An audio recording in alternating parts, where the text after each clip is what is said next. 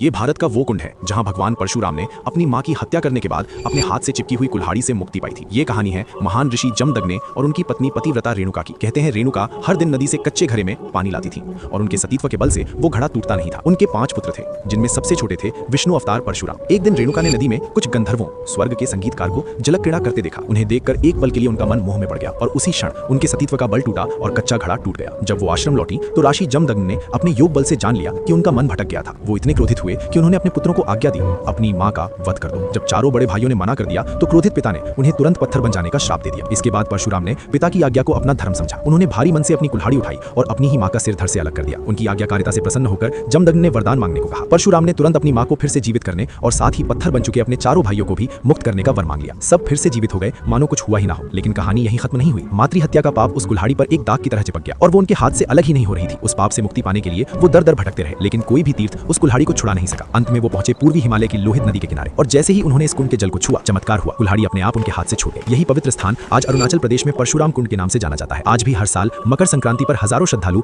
यहाँ इस विश्वास के साथ डुबकी लगाने आते हैं कि ये कुंड उनके सारे पापों को धो डालता है, ठीक वैसे ही जैसे इसने स्वयं भगवान परशुराम को पाप मुक्त किया था। भगवान परशुराम को दिल से मानने वाले सभी भक्त कमेंट्स में जय परशुराम जरूर लिखें।